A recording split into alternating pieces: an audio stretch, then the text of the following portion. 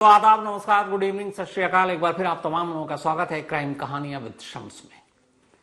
5 लाख का एक ऐसा इनामी गैंगस्टर, एक वक्त में जिसको सरकार हो, नेता हो, मंत्री हो, विधायक हो, बड़े बड़े पुलिस अफसर हो, उन सबका एक ही मानना था कि अगर वो पकड़ा नहीं जाता, पकड़ में नहीं आता, तो उसका एनकाउंटर कर दो। और यह घोषित था, लेकिन सबको पता था। वजह यह थी कि वो हर एक के लिए खतरा बन चुका था। वजह यह थी कि उस पर 5 लाख का इनाम था, लेकिन हाथ नहीं आ रहा था। और वजह यह भी थी कि उसे पकड़ने के लिए तब तक पुलिस 300 से ज्यादा जगहों पर अलग अलग दबिश डाल चुकी थी और लगभग 8 से 9 करोड़ रुपए सिर्फ और सिर्फ उसे पकड़ने के लिए राजस्थान पुलिस खर्च कर चुकी थी। आखिरकार जिस बेसब्री से इस गैंगस्टर को पुलिस ढूंढ रही थी, उस गैंगस्टर का एक सुराग मिलता है 2017। आनंद पाल सिंह राजस्थान के नागौर जिले का रहने वाला, देखते ही देखते जुर्म की दुनिया में एक बहुत बड़ा नाम, सोशल मीडिया पर जिसके हजारों फैन फॉलोअर्स, क्योंकि यह नया ट्रेंड है। और वही आनंद पाल सिंह पुलिस और सरकार के लिए सरदर्द। बहुत सारे विधायक मंत्री उसके निशाने पर, कहते हैं गिनती करीब 26-27 थी, जो बड़े बड़े नेता और विधायक ये सब उसके निशाने पर थे, वसूली की वजह से। तो अब राजस्थान पुलिस के ऊपर दबाव और आनंदपाल सिंह को पकड़ना है। पुलिस की पूरी टीम लगी हुई है और तभी पुलिस को मुखबिरों से पता चलता है कि आनंदपाल सिंह राजस्थान से निकलकर हरियाणा में कहीं छुपा हुआ है। हरियाणा के एक खास घर का पता पुलिस तक पहुंचता है।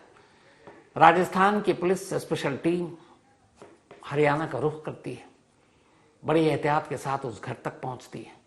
वहां उन घर के लोगों के बारे में जानकारी हासिल करती है हरियाणा पुलिस की मदद से। और तब पता चलता है कि हाँ, आनंदपाल सिंह कई बार यहां पर आकर रुका है, ठहरा है, नाम बदल बदल कर। अब वो कभी भी आ सकता है, इसलिए राजस्थान की पुलिस वहां भेष बदल कर डेरा डाले हुए है। आखिरकार कोशिश रंग लाती है। एक रोज 2 लोग मोटरसाइकिल पर उस घर के अंदर जाने की कोशिश कर रहे थे और पुलिस उन्हें पकड़ लेती है। उनमें से एक आनंदपाल का भाई था, रविंदर पाल। अब पुलिस उन दोनों से पूछती है कि आनंदपाल कहां है। दोनों इधर उधर पहले बहलाते हैं, फुसलाते हैं, लेकिन फिर पुलिस उन्हें धमकी देती है कि अगर बताओगे नहीं तो तुम्हारा एनकाउंटर कर देंगे। आनंदपाल का भाई रविंदर पाल टूट जाता है और वो बताता है कि इस वक्त आनंदपाल राजस्थान के चूरू इलाके में, जो बीकानेर के करीब है। फिर वो एक घर के पता देता है। खबर बड़ी थी, फौरन पुलिस टीम को तैयार किया जाता है। लगभग 150 पुलिस वाले उस पूरे इलाके को घेर लेते हैं। इसके बाद अपने मुखबिरों से पता किया जाता है, पता चलता है कि उस घर में कुछ हलचल है। फिर यह पुख्ता यकीन हो जाता है कि उस घर में जिस हुलिया का एक नौजवान ठहरा हुआ है, वो आनंदपाल से बहुत मिलता जुलता है। और आखिरकार 24 जून 2017 की वो रात आती है। चूरू के एसपी की अगुवाई में 150 पुलिस वाले, जिसमें कुछ कमांडो भी, क्योंकि खबर यही थी कि आनंदपाल AK-47 रखता है, उस घर को घेर लेते हैं। थोड़ी देर के बाद ये पता चलता है कि गोलियां छत से आ रही हैं, क्योंकि उस घर में मौजूद कुछ लोगों को एहसास हो गया था कि पुलिस यहां पहुंच चुकी है। अब छत से गोलियां चली, पुलिस ने पोजीशन ली। अब उस घर का जो नक्शा था, वहां तक पहुंचना बिना जान जोखिम में डाले हुए छत तक बड़ा मुश्किल था। तब पुलिस ने एक प्लान किया। उन्होंने आनंदपाल के भाई रविंदर पाल को अपने साथ लिया, साथ में 3-4 पुलिस वाले, जिसमें एसपी भी, तमाम लोग ये भी AK-47 से लैस। और उसके बाद वो करीब जाते हैं घर के, और फिर लाउड स्पीकर पर 3 बार आनंदपाल से कहा जाता है कि तुम सरेंडर कर दो, चारों तरफ से घिर चुके हो। फिर यह भी कहा जाता है कि तुम्हारा भाई रविंदर पाल हमारे साथ है और रविंदर पाल भी तुमसे कुछ कहना चाहता है। अब पुलिस की हिरासत में रविंदर पाल ऐलान करता, अपने भाई से कहता है कि भाई आप सरेंडर कर दो, पुलिस वालों से मेरी बात हो चुकी है, वो आपको गिरफ्तार करेंगे, कुछ नहीं करेंगे। और इसके बाद खबर यही आती है कि जवाब में आनंदपाल ने गोलियां चलाई और जवाब में पुलिस ने गोली चलाई और आनंदपाल आखिरकार मारा गया। अगले दिन हर न्यूज चैनल, हर अखबार में यह खबर थी। 5 लाख का गैंगस्टर जो राजस्थान पुलिस का सरदर्द बना हुआ था, इसके अलावा पंजाब, हरियाणा, दिल्ली, इन तमाम जगहों पे भी उसके बहुत सारे क्राइम थे। तो पुलिस के लिए एक बहुत बड़ा काम था। आनंदपाल के मुठभेड़ को सही ढंग से अंजाम देने के लिए उस वक्त राजस्थान सरकार ने इस मुठभेड़ में शामिल 9 पुलिस वालों को इनाम दिया, तमगे दिए। लेकिन उधर आनंदपाल सिंह की मौत के बाद राजपूत बिरादरी में गुस्सा आ गया और उन्होंने कहा कि ये एनकाउंटर नहीं बल्कि मर्डर है। पुलिस वालों ने सरेंडर करने के बावजूद आनंदपाल सिंह को मार डाला। आखिरकार मामला सीबीआई को सौंप दिया गया। लोगों का गुस्सा शांत हुआ। 20 दिन के बाद फिर आनंदपाल का अंतिम संस्कार हुआ, जिसमें हजारों लोगों ने हिस्सा लिया। अब इधर सीबीआई ने अपनी जांच शुरू की और 2019 में ये मामला 17 का था। लगभग 2 साल के बाद सीबीआई कोर्ट में अपनी रिपोर्ट दी, क्लोजर रिपोर्ट, ये कहते हुए कि इस एनकाउंटर में कोई भी गलत चीज नहीं हुई, एनकाउंटर बिल्कुल जेन्युइन है। और कहा गया था आनंदपाल को सरेंडर कर दो, पर उसने किया नहीं और फिर जवाबी फायरिंग में वो मारा गया। लेकिन इसी बीच आनंदपाल की वाइफ पहुंच गई अदालत और उन्होंने कहा कि जो सीबीआई की रिपोर्ट है क्लोजर, वो गलत है और इस केस को क्लोज नहीं करना चाहिए। हमारे पास कुछ सबूत हैं, दस्तावेज हैं। और सबसे बड़ी बात उन्होंने जो कोर्ट में उस वक्त कही, जिसकी वजह से इस क्लोजर रिपोर्ट को भी खोल दिया गया, वो ये कि एनकाउंटर के 2 साल तक वो चूरू पुलिस से उस पूरे घर के एनकाउंटर के साइट का नक्शा मांगती रही कि कैसे कैसे कौन पुलिस वाले कहां पर डिप्लॉयमेंट उनकी थी, कहां पे आनंदपाल था, कहां पे किसने पोजीशन ले रखी, किसने कैसे गोली चलाई। चूरू पुलिस ने वो नक्शा कभी पेश ही नहीं किया। अदालत को भी लगा, फिर अदालत ने हुक्म दिया, तब पुलिस ने पेश किया। उसके बाद उन्होंने अपने कुछ और दलील दी और तब फिर सीबीआई कोर्ट ने कहा कि नहीं, ये क्लोजर रिपोर्ट हम आपकी नहीं मानेंगे, बल्कि इस मामले की जांच होगी और इस मामले में अदालत अपनी कार्रवाई करेगी। इसके बाद मुकदमे की कार्रवाई शुरू हुई और लगभग 4 साल तक चली। अब 24 जुलाई 2024 को जोधपुर की सीबीआई कोर्ट ने एक ऐतिहासिक फैसला सुनाया। फैसला ये कि 24 जून 2017 को गैंगस्टर आनंदपाल सिंह को चूरू में एनकाउंटर में नहीं मारा गया था, बल्कि उसका कत्ल किया गया था। और यह कत्ल पुलिस वालों ने किया था और यह कत्ल तब किया था जब वो अपने दोनों हाथ खड़े कर पुलिस वालों के सामने सरेंडर कर चुका था। अदालत ने अपने फैसले में यह भी कहा कि क्रिमिनल चाहे कितना बड़ा इनामी हो, कितने ही मुकदमे हों, एक एनकाउंटर के दौरान वो गोलियां चला रहा हो, लेकिन अगर उसने पुलिस वालों के आगे सरेंडर कर दिया, हथियार डाल दिए, दोनों हाथ उठा चुका, तो ऐसे में उसे गोली मारना ये सीधे सीधे एक मर्डर का केस है। और इसीलिए अदालत ने उस वक्त चूरू के एसपी जो इस ऑपरेशन को लीड कर रहे थे, उन समेत कुल 7 पुलिस वालों के खिलाफ मर्डर का केस दर्ज कर मुकदमा चलाने की सिफारिश कर दी। यानी आनंदपाल सिंह के एनकाउंटर के केस में अब 7 पुलिस वालों के खिलाफ कत्ल का मुकदमा चलेगा। पर सवाल यह है कि आखिर अदालत ने एक एनकाउंटर को कत्ल क्यों माना? 4 साल बहस चली, बहुत सारी चीजें होंगी। तो 5 ऐसे सबूत थे जो पुलिस अदालत को कन्विंस नहीं कर सकी कि ये उसके खिलाफ क्यों है। और पुलिस ने सिलसिलेवार इस केस में इतनी गलतियां की कि आखिर में अदालत को यह फैसला सुनाना पड़ा। पुलिस ने क्राइम सीन पर गलतियां की, पुलिस ने अपने बयान में गलतियां की, पुलिस ने पूरा नक्शा दिखाने में गलतियां की और उसी को पॉइंट बनाकर 5 ऐसे पॉइंट थे जो ये साबित कर गए कि आनंदपाल सिंह का एनकाउंटर नहीं हुआ था, बल्कि उसका कत्ल हुआ था। अब उसका कत्ल क्यों हुआ, वो 5 पॉइंट क्या थे, अब आपके सामने वो 5 पॉइंट एक एक कर इस जजमेंट में जो जज जोधपुर के सीबीआई कोर्ट के हैं युवराज सिंह का ये फैसला है।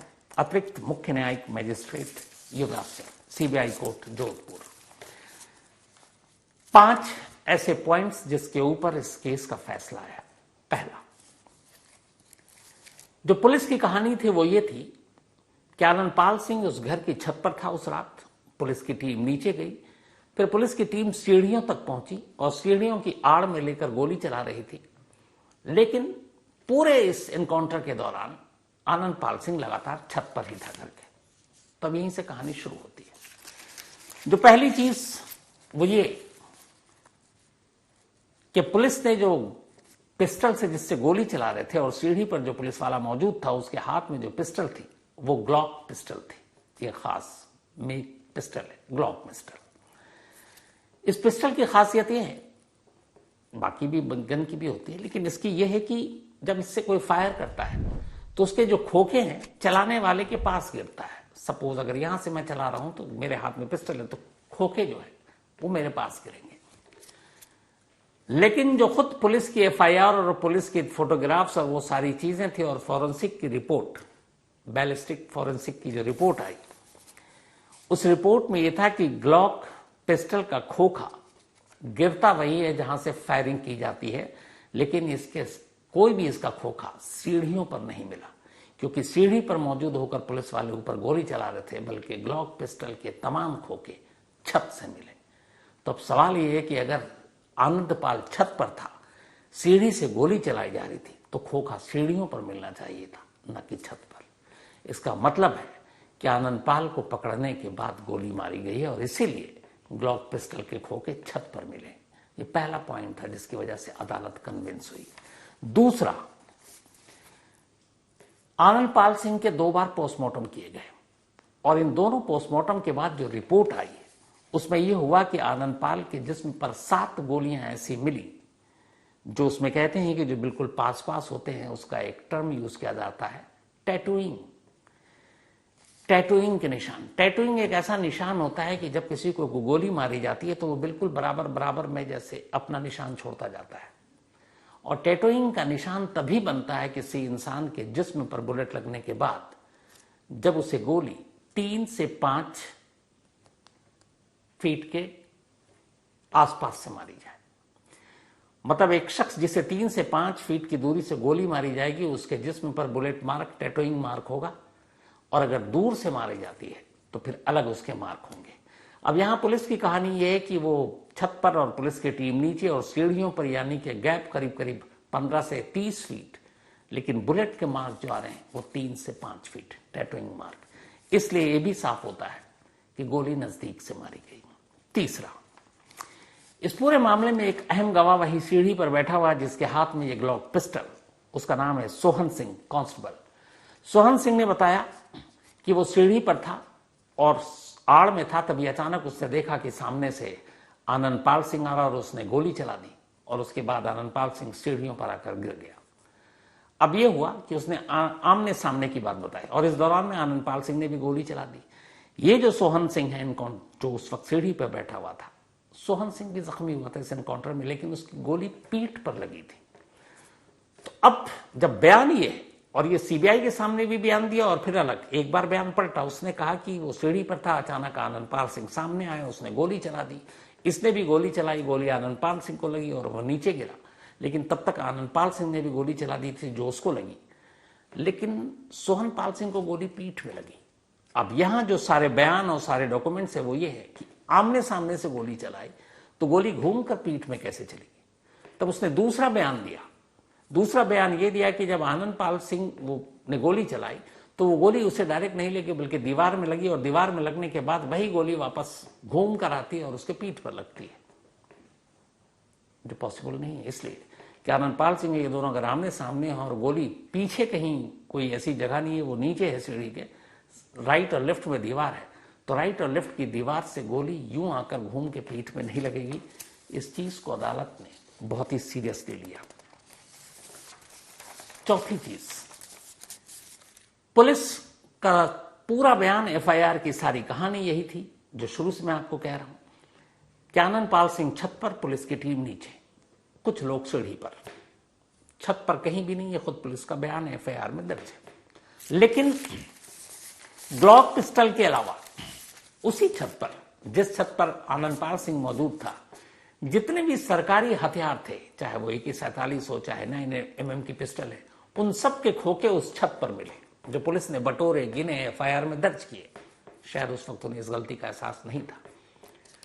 अब जज साहब ने पूछा कि जब आनंदपाल सिंह छत पर है, पुलिस की टीम नीचे है, सिवाय सीढ़ी पर कुछ लोगों के छोड़ दो, वो भी छत पर नहीं है, तो ये सारे खोखे छत पर कैसे पहुंचे? क्योंकि फायरिंग के दौरान जब भी गोली चलती है तो खोखे उस हथियार से वहीं करीब गिरते हैं, उड़कर खोखे नहीं जाते हैं, उड़कर सिर्फ गोलियां जाती हैं। तो खोखे खाली कारतूस के छत पर कैसे पहुंचे, इसका मतलब है कि सारी गोलियां छत पर चलाई गई, नीचे से नहीं, और छत पर ही आनंदपाल सिंह। इसके अलावा इस पूरे मामले में जो जज साहब की एक सबसे इंपॉर्टेंट फैसले को सुनाने में एक गवाह की गवाही, और वो गवाह जिसे पुलिस ने भी अपना गवाह बनाया था, आनंदपाल सिंह का भाई रविंदर पाल सिंह, कि वो उसे अपने साथ ले गया और उसने ऐलान किया कि भाई आप सरेंडर कर दो, हम सीढ़ी पर आ रहे हैं, पुलिस कुछ नहीं करेगी, मेरी बात हो गई है। और उसके बाद भी उसने गोली चलाई और फिर जवाबी में वो मारा गया। ये पुलिस का वर्जन था। इस गवाह ने कोर्ट में गवाही दी, रविंदर पाल सिंह, और इसकी पूरी गवाही क्या थी, वो ये थी कि पुलिस ने इसे पकड़ा, पुलिस ने कहा तुझे हम मार देंगे, एनकाउंटर कर देंगे। उसके बाद ये डर गया, फिर इसने कहा कि ठीक है, और इसने कहीं अपने बाकी सोर्सेज से पता किया, क्योंकि आनंदपाल सिंह अपना लोकेशन अपने भाई को भी नहीं बताता था, लेकिन खैर पता चल गया। अब इसको 24 जून को लेकर जाया गया और पुलिस ने इसको आगे आगे रखा और इसके पीछे पीछे 6 पुलिस वाले, जिसमें वो एसपी साहब भी। उन्होंने कहा कि अब तू अपने भाई को आवाज दे और कह कि सरेंडर कर दे और हम वादा करते हैं कुछ नहीं करेंगे। इसने 3 बार अपने भाई से कहा कि भाई सरेंडर कर दो, मेरी बात हो गई है, तुम्हें कुछ नहीं करेंगे। तब ऊपर से आनंदपाल सिंह ने जवाब दिया कि ठीक है, मैं सरेंडर कर दूंगा, बस मेरी सिक्योरिटी और जेल की सिक्योरिटी का जिम्मा ले लेना। उसने कहा ठीक है। इसके बाद रविंदर पाल सिंह का बयान है कि पूरी पुलिस टीम सीढ़ी से उसके साथ छत पर गई। छत पर आनंदपाल सिंह अपने दोनों हाथ हवा में उठाकर खड़ा था, हथियार नीचे रखा हुआ था। पुलिस की टीम उसके करीब जाती है और अचानक उसके पास से सारे हथियार हटाकर उसे पकड़ती है, फिर उसे लात घूंसों से पीटती है, उसे गालियां बकती है। ये सब जजमेंट में लिखा हुआ है, गालियां बकती है। और उसके बाद करीब से ही जो भी वहां पे पुलिस वाले खड़े थे सब उसे गोली मारते हैं। 30 से ज्यादा गोलियां उसके जिस्म में लगी थी। 7 गोलियां तो बिल्कुल बेहद करीब से तो फॉरेंसिक रिपोर्ट में आ गई। तो इस गवाह की गवाही यही थी जिसको लेकर यह केस अदालत तक पहुंचा और आखिर में अदालत ने यह माना कि इस गवाह की गवाही सच्ची थी और सही थी, क्योंकि जो भी रिपोर्ट है, चाहे वो पोस्टमार्टम की रिपोर्ट हो, चाहे बैलिस्टिक रिपोर्ट हो, जो गोलियां चली, चाहे खोखे की बरामद की, वो सब यही इशारा करते हैं कि आनंदपाल सिंह को बेहद नजदीक से गोली मारी गई थी। जज साहब अपने जजमेंट में लिखते हैं कि एक क्रिमिनल चाहे कितना बड़ा इनामी क्यों ना, ये उनके जजमेंट पे है। उनकी जो एग्जैक्ट लाइन है मैं वही आपको सुना रहा हूं। वो लिखते हैं कि यह सही है कि आनंदपाल सिंह इनामी बदमाश था, उस पर विभिन्न आपराधिक प्रकरण दर्ज थे और इस घटना के वक्त उसने पुलिस टीम पर फायर भी किया, लेकिन पकड़े जाने के बाद उसकी हत्या को किसी भी रूप से उचित नहीं माना जा सकता। किसी भी शख्स को जब आप कस्टडी में ले लेते हैं और वो आदमी सरेंडर कर रहा है, उसके बाद आप उसे अगर मारते हैं तो ये मर्डर है, ये आत्मरक्षा में किया गया हमला नहीं है। ये युवराज सिंह अतिरिक्त मुख्य न्यायिक मजिस्ट्रेट। तो जो 7 पुलिस वाले हैं, वो 7 पुलिस वाले एक उस वक्त के जो थे, राहुल बरहाट ये एसपी थे, इसके अलावा विद्याचरण ये सीओ थे सर्किल अफसर सिटी, सूर्य वीर सिंह ये police inspector, head constable Kailash Chandra, constable Sohan Singh, constable Dharampal, constable Dharamvir. ये सोहन सिंह वही हैं जिसकी गोली पीठ में घूमकर लगी थी और उस वक्त इनाम भी मिला था। तो अब इन 7 पुलिस वालों के खिलाफ कत्ल का मुकदमा चलेगा और आगे क्या होता है ये अदालत के ऊपर है। लेकिन एक गैंगस्टर के इस एनकाउंटर के फैसले ने बहुत सारे ऐसे जो अब तक एनकाउंटर हुए हैं उसको लेकर भी एक तरह से एक शुरुआत की है कि जो बाकी इनकाउंटर को लेकर तमाम सवाल उठते रहे हैं, क्या उनको लेकर भी कोई कार्रवाई होगी? क्योंकि हाल के वक्त में हमारे एनकाउंटर को जिस तरीके से पुलिस या सोसाइटी ने एक्सेप्ट करना शुरू किया है, वो आने वाले वक्त के लिए बेहद खतरनाक है। क्योंकि अगर पुलिस को एनकाउंटर का हथियार खुलेआम इस तरह मिलेगा तो फिर ये एक जंगल राज की शुरुआत होगी। तो क्राइम कहानी अब इस शम्स में आज इतना ही। अब आपसे मुलाकात होगी अगले संडे को किसी नई कहानी के साथ। तब तक अपना और अपनों का ख्याल रखिएगा। Thank you very much.